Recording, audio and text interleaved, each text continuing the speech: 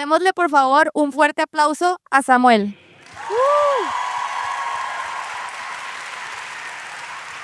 ¿Cómo están? ¿Cómo la están pasando? ¿Bien? Bueno, pues hoy quiero contarles la historia de Laura. Vamos a hablar sobre identidad, pero quiero comenzar a contarles esta historia.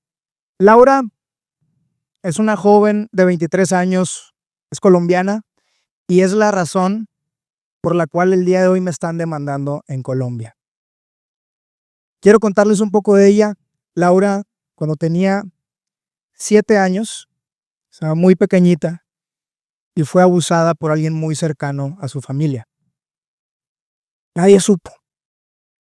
Y abusaron de ella constantemente. Se guardó esto y comenzó a generar un trauma muy grande que fue ocasionándole mucha confusión, dolor, inseguridades, tristezas, miedos. Y de pronto Laura comenzó a crecer con este secreto, con este dolor, con esta herida tan fuerte del abuso.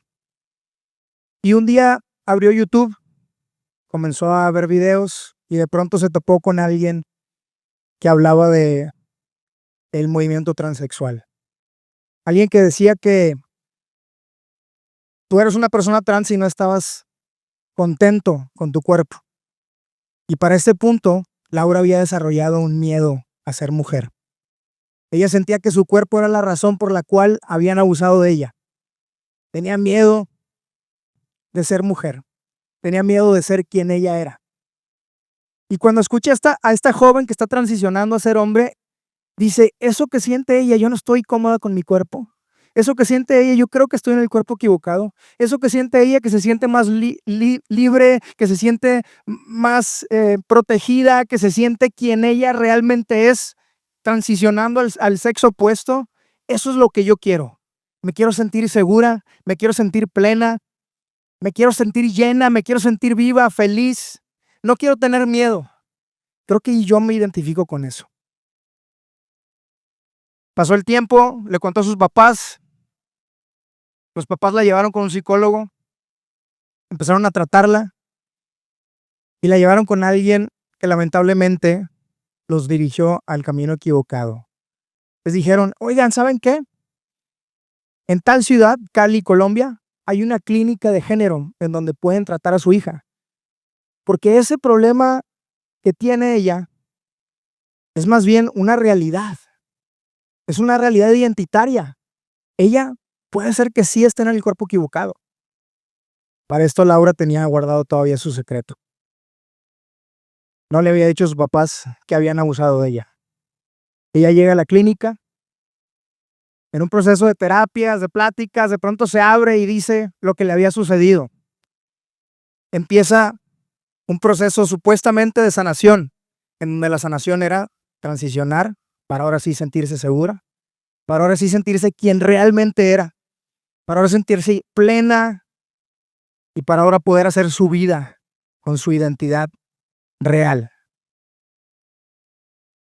Los papás estaban confundidos, les preguntan a los doctores si esta es la única vía, si se puede hacer esto y todo está bien. Y le dijeron, sí, todo está bien, de hecho es lo mejor que pueden hacer. Pero ¿qué pasa si no queremos? ¿Qué pasa si queremos intentar por otra vía, por otra forma? Y le dicen, bueno, pues ¿qué prefieren ustedes?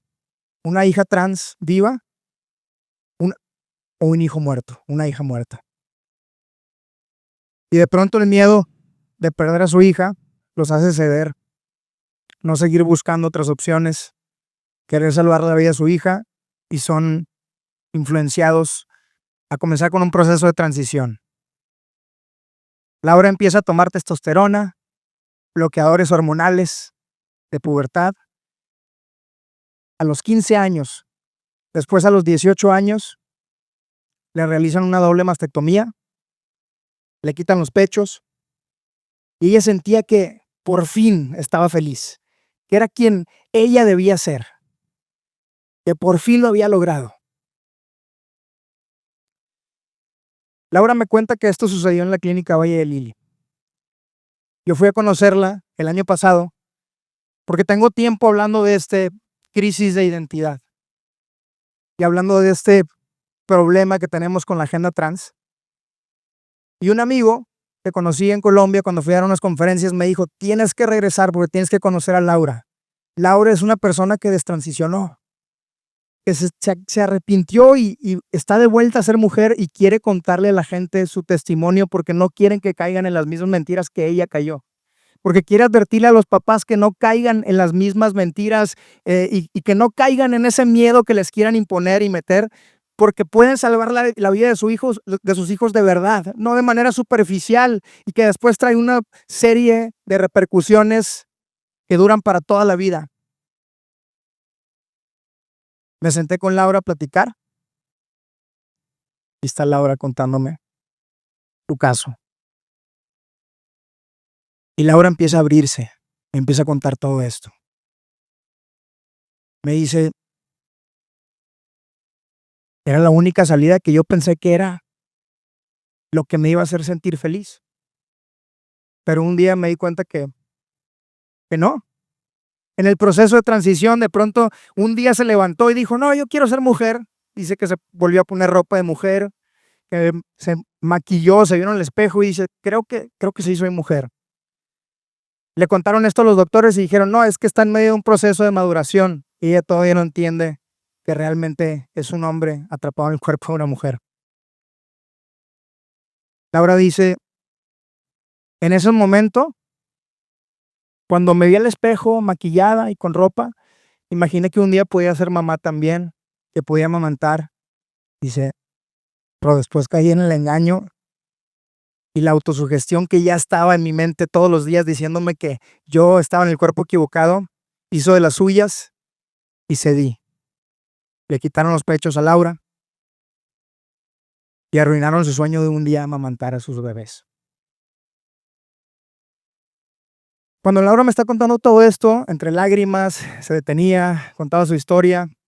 Todo esto estábamos grabando, estábamos haciendo un documental.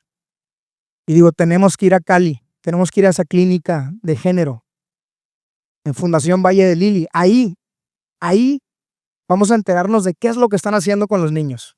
Pues volamos a la clínica, al Hospital Valle de Lili, le llaman clínica de género que está dentro de ese hospital.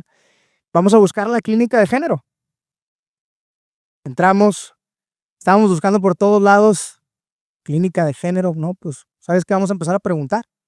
Módulo de información, oye, nos dijeron que aquí hay una clínica de género en donde hacen cirugías de transición, tratamientos hormonales para niños que quieren transicionar. No, aquí no. ¿Cómo? ¿Quién te dijo?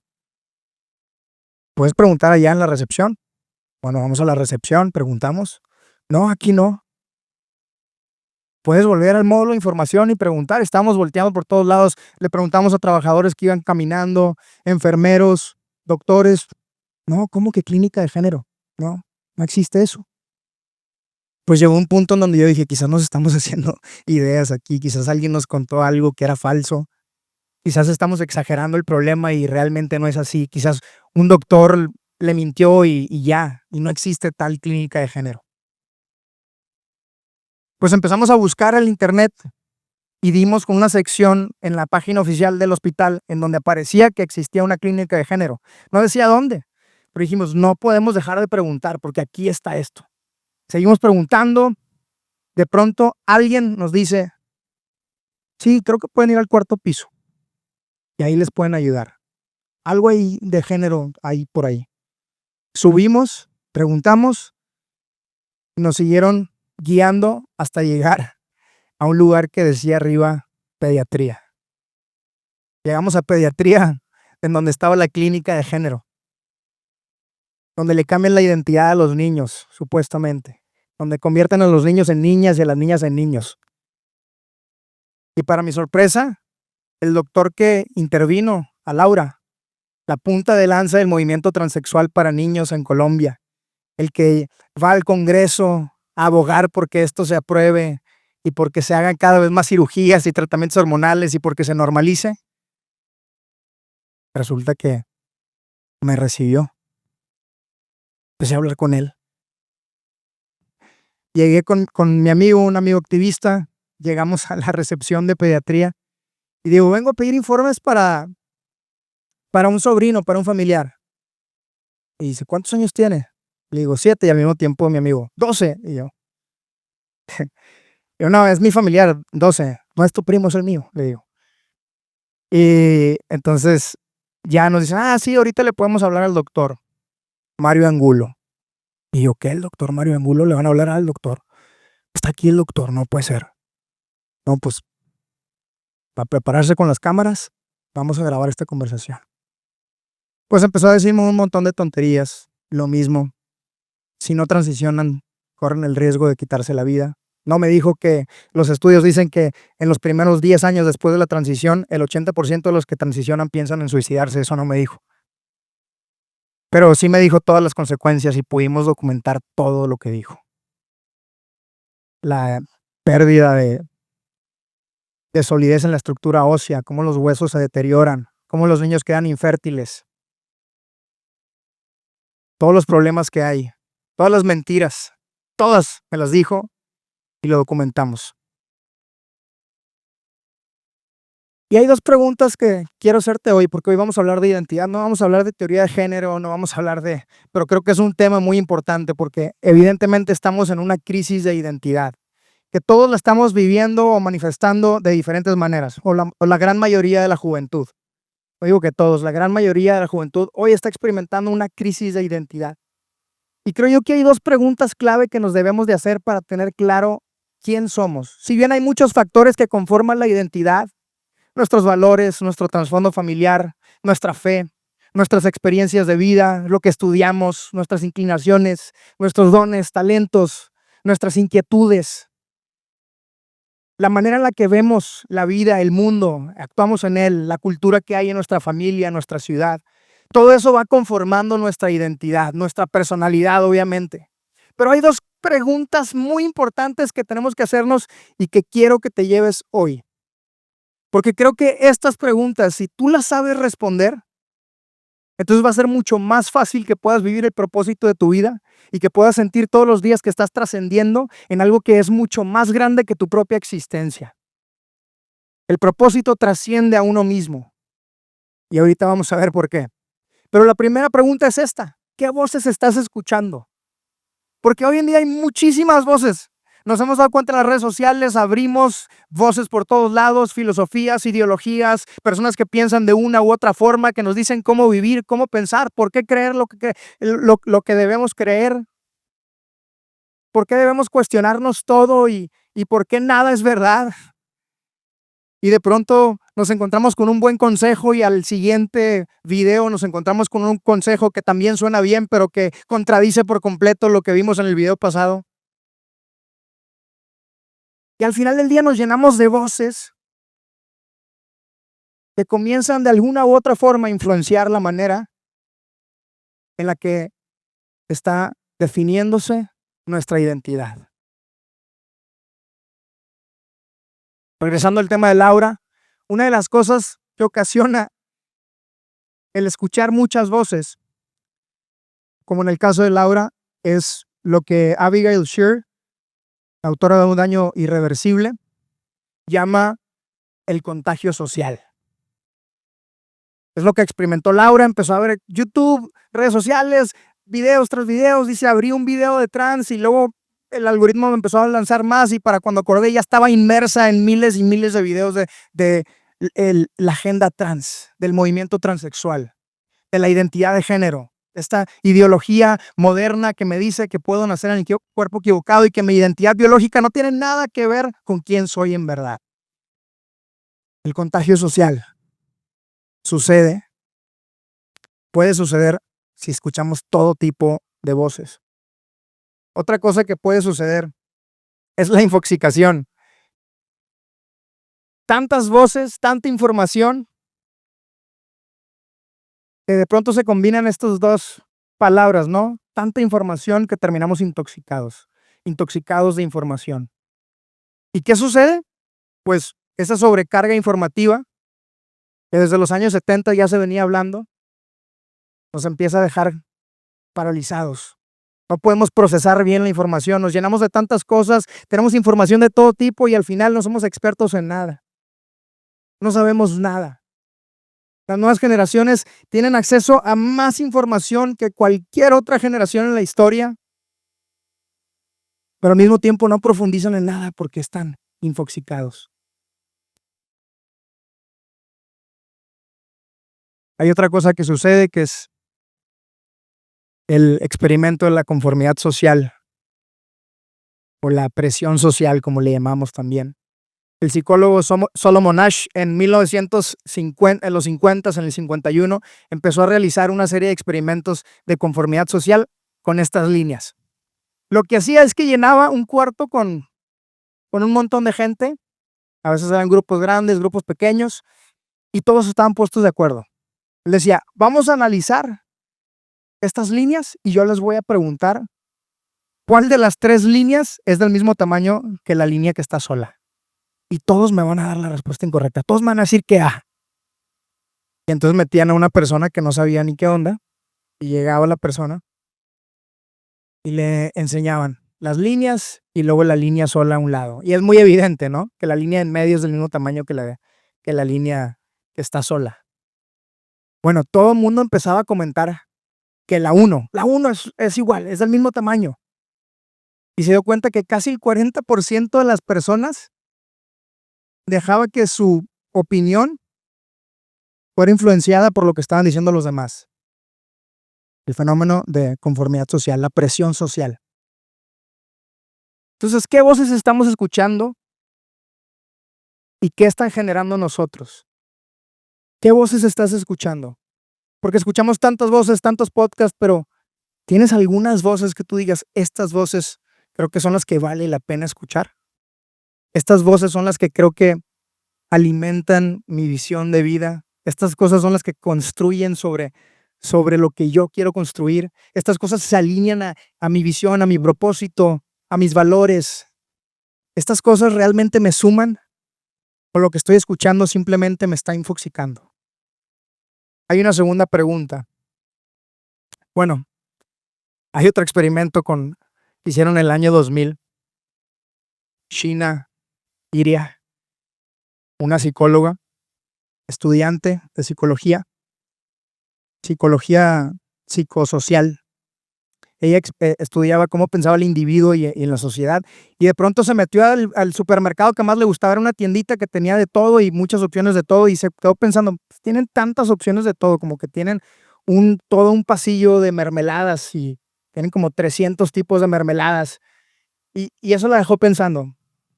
Iba al otro pasillo de aceite de oliva, tienen como 200 tipos de aceite de oliva, y se me preguntó cómo le hace la gente para escoger entre tanto. Dijo, voy a hacer un experimento. Entonces agarró un compañero de la universidad y pusieron un día una mesa que tenía 24 tipos de mermelada. Y dice que contaron 2,000 personas para poder terminar ese experimento. Y que de esas 2,000 personas, el 60% de las personas se detenía a ver, pero de ese 60%, solo el 3% de las personas compraba una mermelada. El día siguiente, o a los días, ya que se cumplieron las 2,000 personas y se dieron cuenta, 60% se detiene, solo el 3% de 60% compra. Bueno, ahora pusieron 6 mermeladas, ya no 24, 6 nada más. Otra vez, esperemos a que vengan 2,000 personas. Pasaron las 2,000 personas, se dieron cuenta que menos se detenían, se detenía el 40% nada más.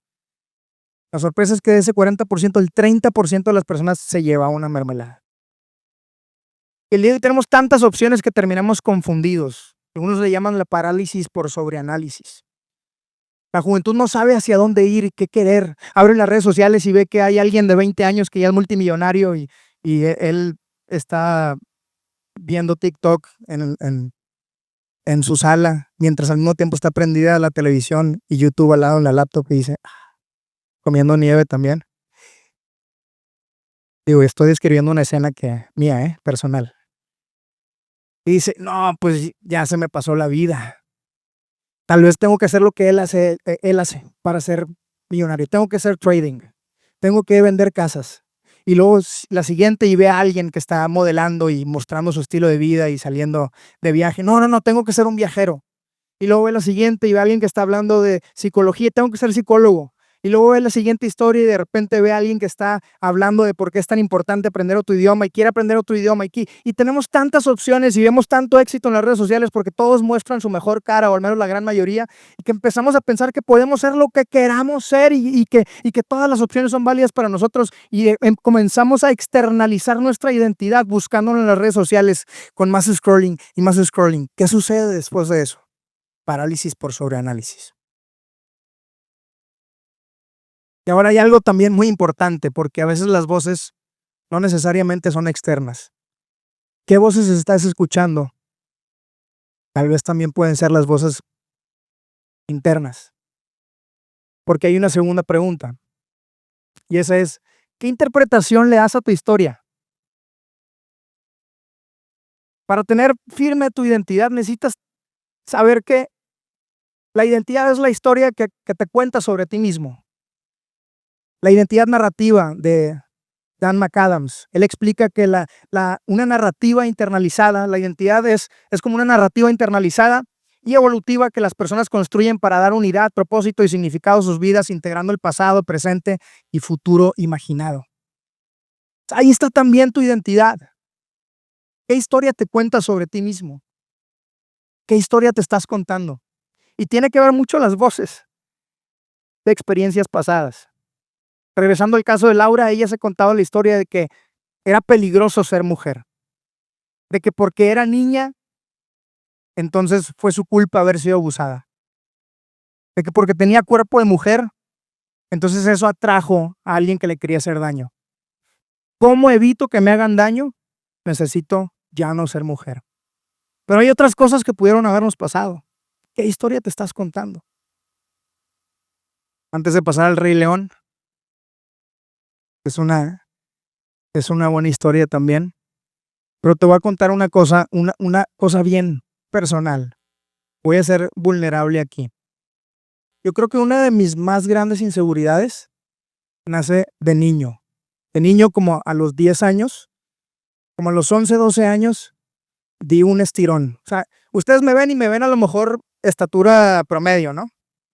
Más o menos. Algunos dirán, está bien alto, otros acá de 2 metros, pues está chaparrito. Pero yo en mi casa son chaparritos, sobre todo en la casa de mi papá. Mi papá es el más alto de los hermanos y mi papá mide como unos 67 de sus hermanos. Entonces ya te imaginas, ¿no? De ahí para abajo. Tengo un hermano que mide 1.55. Tengo otro hermano que mide 1.67, no, 1.70, y yo mido 1.76. Entonces, no, pues haz de cuenta que en mi casa yo soy súper alto, ¿no? Pero esa expansión del 1.76, ¿verdad? De hecho, mis papás me impulsaron toda la vida a meterme a la NBA. Es cierto. Pero, pues yo me sentía súper alto porque en mi casa, pues, alcancé a mi papá bien rápido, ¿no? En la escuela sí, en la secundaria sí estaba así más atrás. Hace poquito vi a 2 amigos con los que casi siempre compartía la fila de atrás. Me los topé jugando pádel. Los dos eran tenistas y se hicieron padelistas. Es raro, ¿no? No pasa eso. Pero bueno, me los topé y tengo una foto con ellos así. Me sacaban los dos como 30 centímetros casi. Bueno, no me exageré, 2 metros no. Como unos 15. Sí, están súper altos. Y ahí me quedé, pero para mi familia soy alto, ¿no? Antes de dar ese brinco, como a los 10 años, empecé a engordar. Bueno, me convertí en un niño gordo. Niño gordito.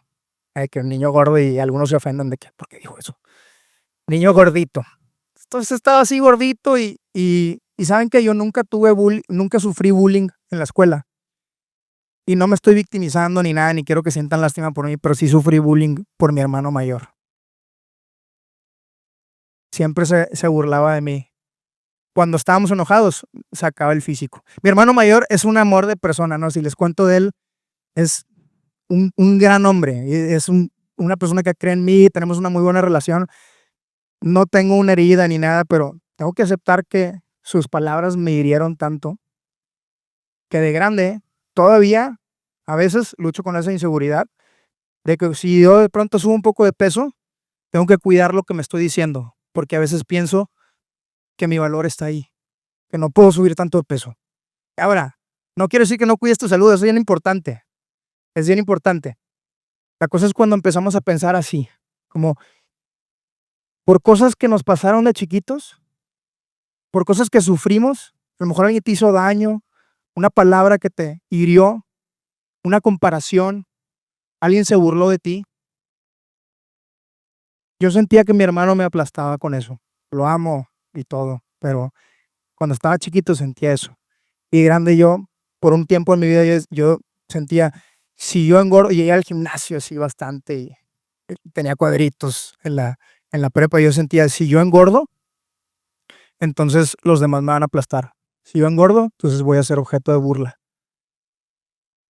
Y esa es la historia que yo me contaba. Yo me contaba esa historia.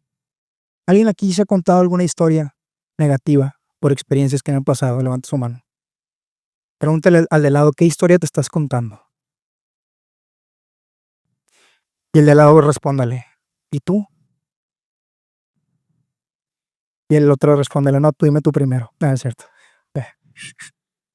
¿Qué historia te estás contando?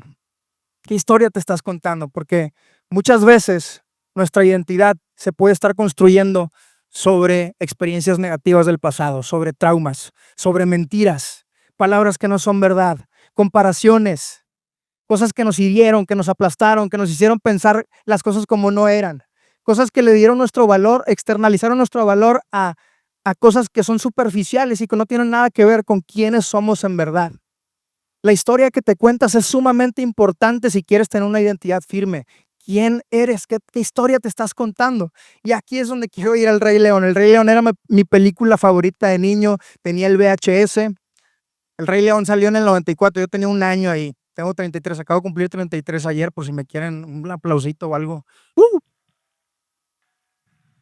La edad de Cristo. 33 años, una esposa hermosa y 2 hijos que están esperándonos ahí en la casa. Pleno, feliz, guapo. Hay que pensar, ahí las historias que te cuento son importantes. Entonces yo tenía el VHS del Rey León y no, pues la veía un buen. Todos los días veía el Rey León, ya saben cómo son los niños, sobre todo en aquel entonces. Imagínate si ahorita tienen demasiadas opciones y mi niña se clava con una película y quiere ver esa película siempre, ¿no? Aunque tenga todas las opciones. Bueno, de niños éramos igual, pero teníamos poquitas opciones. Yo tenía esa, el Rey León, y me encantaba verla. Bueno, el Rey León es una historia muy poderosa sobre identidad. A Simba, el hijo de Mufasa, si no te sabes la historia, pues vela a ver, no te la voy a contar toda. Pero, ¿quién sí se sabe la historia? Ok. Simba perdió a su papá porque tenía un tío malvado que hizo un plan macabro para terminar con su vida y poderse quedar con el trono, desterrando a Simba del reino, haciéndole creer que por su culpa su papá había muerto y que iba a sufrir las consecuencias si se quedaba en el reino y que tenía que huir. Simba huye y toda la vida piensa que por su culpa su papá había muerto. Toda la vida. Y se encuentra con Timón y Pumba y le enseñan la filosofía de Hakuna Matata. Hakuna Matata. Y se la pasó súper bien. Sus años de juventud, no tenía responsabilidades. Es más, haz de cuenta que una no masculinidad deconstruida, un león deconstruido, haz de cuenta, porque ni siquiera comía animales, comía bichitos como sus amigos y plantas. Estaba completamente deconstruido. Aquí, para los que les gustan las nuevas masculinidades, pueden salir por la puerta de allá, por favor. Muchas gracias por haber venido. Entonces, era un león deconstruido y al mismo tiempo vivía herido. Su identidad estaba basada en la historia que se contaba. Yo soy un peligro, me persiguen y por mi culpa mi papá está muerto. Soy un fracaso. Y ese era quien él era. ¿Y dónde se refugió? En una vida sin preocupaciones. Sin preocuparse es como hay que vivir. Y así estaba el león, sin preocupaciones, tirado en la hamaca, comiendo bichitos. Y de pronto un día se topa con Nala, la que por tradición iba a ser su esposa y iban a ser los dos reyes. Ella estaba buscando comida porque el reino estaba devastado, estaba en caos. No había comida, estaba en tinieblas, Oscar estaba reinando y era malo. Y todos estaban sufriendo escasez, miedo. Y de pronto se topa con Nala y le dice, estamos buscando comida, tienes que regresar, tienes que asumir tu trono, tienes que salvar el reino. Dice, no, por mi culpa mi papá está muerto, yo soy un fracaso, ese lugar no es mío, no merezco estar ahí. Para no hacérselos larga, un día se topa con el que lo presentó de bebé. ¿Quién era? A ver si se saben el nombre. Con Rafiki. Y Rafiki lo está molestando. Llega en una noche.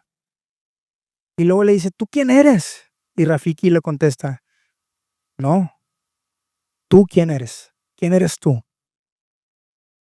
Y ahí comienza un proceso de asumir su verdadera identidad. De dejar de ser un adolescente, de dejar de ser un niño y comenzar a asumir su verdadera identidad, su destino, a lo que él estaba destinado. La pregunta que todos debemos de saber responder es, ¿quién eres? Pregúntale al de lado, ¿quién eres? ¿Quién eres? ¿Quién soy? De chiquitos nos preguntaban mucho, ¿qué quieres ser de grande? Pero casi no nos preguntaban quién quiere ser de grande, qué tipo de persona quiere ser de grande. Y ahora es parte importante de la identidad también aquello que hacemos. Sí, es parte importante. Pero una parte sumamente crucial, fundamental, es saber quién somos. ¿Qué nos define? ¿Qué virtudes? ¿Qué valores? ¿Qué principios? La gente, nuestras experiencias, quién somos, a qué estamos destinados, nuestra fe. ¿Cuándo dejamos de ser niños entonces? ¿Cuándo dejamos de ser niños? ¿Cuándo dejó de ser niño? Cuando asumió su responsabilidad. Te quiero contar una historia cuando yo era niño, cuando tenía 3 años más o menos. Estaba con mi mamá un día en la mañana, fuimos a una pastelería y ella iba a comprar un pastel. No me acuerdo ni para qué era ni nada, estaba muy chiquito, o sea, son esos recuerdos borrosos, pero que es una historia que también me contaron toda la vida y yo me acuerdo muy bien porque se me quedó grabado. ¿Qué tienen que ver estos Tootsie Roll? ¿Alguien los ha probado? Sí, bueno. Estábamos en la pastelería y a la hora de pagar a mi mamá el pastel, en el mostrador había un montón de dulces. Después de ir a la pastelería íbamos a pasar por mis hermanos a la primaria. Entonces, bueno, pues yo dije, pues vamos con mis hermanos a recogerlos, voy a acompañar a mi mamá a recoger a mis hermanos, les quiero llevar una sorpresa. O sea, agarré 3 Tootsie Roll. ¿Qué son 3 Tootsie Roll? O sea, pues los agarré, me los metí a la bolsa. Nadie me vio. Ya estábamos por llegar a recoger a mis hermanos y le digo, mamá, mira mamá, tengo una sorpresa para mis hermanos. Unos para mí, unos para mi hermano René y otros para mi hermano Daniel. Y mamá, ¿y esos? Es que los agarré cuando fuimos al pastel. Bueno, cuando somos niños, nosotros no respondemos por nosotros, ¿verdad? ¿Cuándo dejamos de ser niños? Cuando respondemos por nosotros. Cuando somos niños, nuestros papás responden por nosotros. ¿Qué hizo mi mamá? Después de recoger a mis hermanos, fuimos a la pastelería y ella quería darme una lección. Fuimos y ella pidió disculpas y luego me dijo, oye, tú también pídele disculpas a la señora, porque eso no está bien. Ella respondió por mí y al mismo tiempo me dio una lección. Posiblemente cambió el rumbo de un futuro ladrón. Y sí, ya no me robo nada, ¿eh? Entonces, pues aprendí, o sea, ella era responsable de mí. La responsabilidad es la habilidad de responder. ¿Y cómo te conviertes en un adulto? Cuando tienes la habilidad de responder por ti mismo. Y nuestra identidad está completamente ligada a nuestro destino. Nuestra identidad viene cargada de propósito, pero ese propósito trae consigo un llamado a la responsabilidad. ¿Quién eres? Es importante hacerte esa pregunta, pero también es importante constantemente hacerte la pregunta de quién quieres llegar a ser. ¿Quién quieres llegar a ser? El día de mañana, ¿quién quieres ser? ¿Cómo quieres que tus hijos te recuerden? ¿Cómo quieres que tu familia te recuerde? ¿Cómo quieres que la gente se sienta cuando piensen en ti, cuando te recuerden? ¿Qué conversaciones quieres tener con la gente? ¿Qué quieres dejar en su corazón, en sus mentes? ¿Quién quieres llegar a ser? ¿Cuál es ese destino que crees que es el que Dios te está llamando? Ese propósito que tienes frente a ti, ¿en quién te tienes que convertir? Bueno, esa persona, ese destino, esa visión del futuro trae consigo un llamado a la responsabilidad. Y todos aquí llegamos a un punto en la vida donde dejamos de ser niños, adolescentes, donde dejamos de vivir en Hakuna Matata y empezamos a asumir la responsabilidad. Empezamos a asumir la responsabilidad, así como Simba, que regresó, conquistó el reino otra vez, asumió su responsabilidad de tomar su identidad. Entonces, nosotros podemos comenzar hoy a encarnar la persona que queremos llegar a ser, al modelar los principios de esa persona, los valores, la manera en la que se comporta, cómo trata a los demás. Tu yo de 70 años, ¿cómo es? ¿Cómo pensaría? ¿Cómo decidiría? Sabiduría. Aquí es bien importante. Nos convertimos en adultos y podemos abrazar nuestra identidad siempre que estemos dispuestos a la responsabilidad. Ya casi voy a terminar.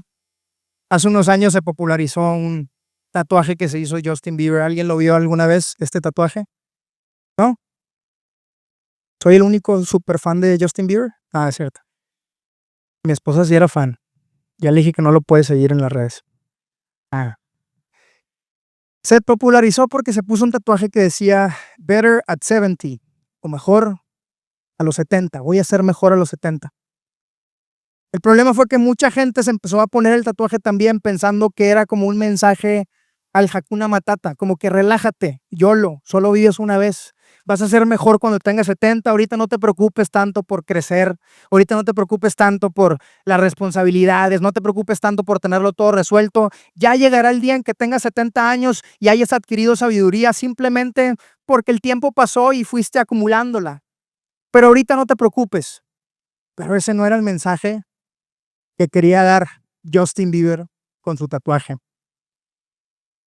Luego contó que en una plática con su líder espiritual le dijo que él quería ser mejor a los 70, pero que eso lo hacía todos los días trabajar por eso.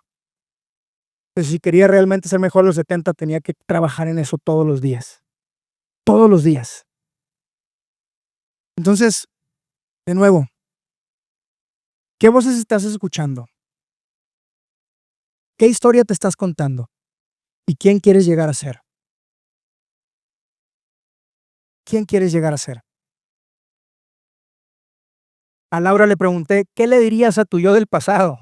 ¿Qué le dirías a esa Laura de 15 años? Y me dijo, le diría que no necesita quitarse partes del cuerpo para ser quien es, que no necesita meterse hormonas para sentirse segura, para ser quien realmente es, que no necesita nada de eso, que todo eso son mentiras. Le diría, en sus palabras dijo, así como estás, así estás perfecta. Esta pregunta me la han hecho a mí, seguramente te la han hecho a ti. Todos nos hemos imaginado, al menos la mayoría nos hemos imaginado esa escena en donde vamos con nuestro yo del pasado. Yo yendo con el niño ese que lo bulió su hermano. Yo yendo con el joven ese que estaba tomando malas decisiones y diciéndole, todo va a salir bien, no te preocupes, tú puedes. Y nos imaginamos esa escena en donde nosotros estamos alentando a nuestro yo del pasado, en donde le decimos que las cosas que le preocupan el día de hoy, el día de mañana se van a solucionar, que esto también pasará, que no se preocupe, que todo va a salir bien, que estás ahí esperando que las cosas salgan y que tú lo estás viendo en la línea del tiempo desde más adelante, viendo con orgullo porque sabes que lo logró. Y nos imaginamos a ese yo del pasado como que tomando aliento y agarrando fuerzas y diciendo, ok, qué bien, que todo va a estar bien. ¿Alguien se ha imaginado eso? ¿Qué le dirías a tu yo del pasado? Yo me lo he imaginado, me lo he preguntado, sé qué cosas le diría, lo he dicho en entrevistas, yo le diría esto y esto y esto y esto. Y ahora la pregunta es, ¿qué le dirías a tu yo de 70 años? Pues entonces muchas veces esa pregunta a la inversa se convierte en la misma narrativa en donde nuestro yo de 70 años regresa en el tiempo y nos dice, no te preocupes, todo va a estar bien. Las cosas salieron bien. Lo lograste. No te preocupes. Todo está bien. Pero ¿qué hay si comenzamos a cambiar esa narrativa y aprendemos a que la respuesta tiene que ser diferente? La respuesta no tiene que venir de nuestro yo de 70 años, tiene que venir de nosotros. Nosotros, de alguna manera, tenemos que asumir la identidad de los padres o madres de nuestro futuro yo, porque depende de nosotros en quién va a llegar a convertirse el yo del mañana. Yo soy, de alguna manera, filosóficamente hablando, arquetípicamente hablando, como lo quieras ver, pero de alguna manera yo soy el padre del Samuel de 70 años. Entonces la pregunta no es, ¿me preocupo o no me preocupo? Mi yo de 70 años, dime que todo va a estar bien. Más bien la responsabilidad recae en mis manos y soy yo quien lo voltea a ver y le digo, no te preocupes, todo va a estar bien. No te preocupes, yo me encargo de que el día de mañana hayas logrado tus sueños. No te preocupes, yo me encargo de que el día de mañana tengas salud. Yo me encargo de que el día de mañana tengas una buena relación con tu esposa, con tus hijos. No te preocupes, yo me encargo de que el día de mañana tengas un techo en donde vivir. No te preocupes, yo me encargo de que el día de mañana tu vida espiritual esté bien y tu relación con Dios no se haya perdido. Yo me encargo todos los días de buscarlo. Yo me encargo todos los días de hacer lo que a mí me corresponde el día de hoy, porque el día de mañana vas a llegar tú y tú vas a ser el resultado de todas mis decisiones. Entonces, la pregunta no es ¿qué va a pasar? Más bien hay una respuesta que nosotros tenemos que darle a nuestro yo del futuro. Y esa es yo me encargo. No te preocupes, yo me encargo de asumir mi responsabilidad hoy en día, de quién soy en verdad. No lo que dicen en las redes sociales, no lo que dicen mis amigos, no lo que me dijeron cuando me hirieron cuando era niño, joven, no lo que pensaba mi mamá, mi papá, incluso si era bueno o si era malo. Yo soy la acumulación de las mejores cosas que me han pasado porque decido que esas me definan, no las malas. Mis valores, mis principios, mi Dios, mi fe. Yo soy la persona que tiene la capacidad de responder ante el llamado que el destino me está haciendo de convertirme en quien Dios me puso aquí para llegar a ser. Yo me encargo. Tu futuro está en tus manos y la responsabilidad de asumir tu identidad está en tus manos también el día de hoy. Sin embargo, antes de terminar, quiero dejarte con un mensaje. Quiero pasar a la última diapositiva. Gracias. Últimamente he estado pensando mucho en este mensaje del yo me encargo. Y si hay algo que me encanta hacer es ser un papá. Me encanta ese título, me gusta muchísimo ser esposo y ser papá, pero luego cuando conecto ser papá con también soy el responsable de mi yo futuro y asumir esa identidad de padre, me acuerdo de Dios, que Dios es un padre, ¿no? Dios es el Padre perfecto. Y Dios dice que seamos como Él. Dios decide revelarse como un papá, como un padre. Como alguien que se encarga, como alguien que está ahí, que es fiel, que nos cuida, que nos protege. Y en mi visión de vida siempre me he visto así, como quiero asumir si eres papá, si no eres papá. Creo que como hombres, como mujeres también lo puedes ver como madre. Todas las cualidades y características que el día de hoy quieren estigmatizar o manchar. Una madre esa que da vida. Una madre esa que cuida, que nutre, que es tierna, que protege, que cuida las emociones, que construye la vida. Una madre. Seas mamá, no seas mamá, empiézate a ver así. Si eres papá, no eres papá, te ves como la identidad de un padre, como la identidad de alguien que tiene la capacidad de cuidar, de proteger a los suyos, de asumir la responsabilidad, de ser el guardián de su casa, de los suyos, el protector de quienes tiene a cargo. Me gusta verlo así, pero al mismo tiempo me hace recordar a que tenemos un papá también en el cielo, por más que seamos adultos, por más que asumamos la responsabilidad. Y esta alberca, piscina, me recuerda cuando era niño, había una alberca en mi casa. Y te quiero dejar con este mensaje. Mi papá me enseñó a nadar cuando tenía como 2 años, 3 años, ya me metía con él en la alberca. Y primero me acuerdo que, pues ahí poco a poquito, luego había algo que me encantaba, yo me agarraba de sus hombros y les ponía las manos así alrededor del cuello y me decía, vamos al fondo del mar. Y yo, sí, vamos. Y la alberca tenía un lugar así muy hondo y un lugar más bajito. Y a mí me encantaba, yo estaba muy chiquito y me decía, vamos a ir al fondo y cuando necesites aire me vas a hacer así, ¿ok? Me vas a tocar la cabeza 3 veces, ¿ok? Ok, sí. Me acuerdo que iba con mi papá a lo profundo. Cuando sentía que ya no aguantaba, le hacía así. Yo me sentía de verdad que estaba abajo del mar. Y subíamos a superficie a respirar. Y quiero decirte algo. Quizás tú ya sabes muchas de las cosas que hablamos, ya sabes que es importante la historia que te cuentas, ya sabes que es importante las palabras que escuchas, ya sabes que está en tus manos asumir la responsabilidad de quién quieres ser y qué persona quieres modelar desde hoy, quién eres realmente. Ya sabes que está en tus manos. Pero aún así a veces las presiones de la vida nos tienen como en un estado de, nos sentimos que no podemos fallar, donde nos sentimos presionados como en el fondo del mar. Y si hay un mensaje que te quiero dejar, es que cuando te sientas así, recuerdes que aunque la responsabilidad está en tus manos, también hay alguien que te cuida. También hay un Dios que es como un padre, que está presente en tu vida todos los días, el quien puedes acudir y tocar su puerta para que te vuelva a llevar a la superficie, a respirar, a desinfoxicarte, a recordar quién eres de verdad, a recordar que tienes un futuro, una esperanza, que tienes un propósito más grande, que tus problemas del pasado, que tus traumas no tienen por qué definirte, que las palabras que te definieron un día, el día de hoy no tienen poder sobre tu vida porque hay alguien que te ama y que tiene un propósito para tu vida. Y que tu identidad, por más que haya sido manchada por otras cosas, sigue vigente. Y que hay un propósito que no lo encuentras, no lo buscas.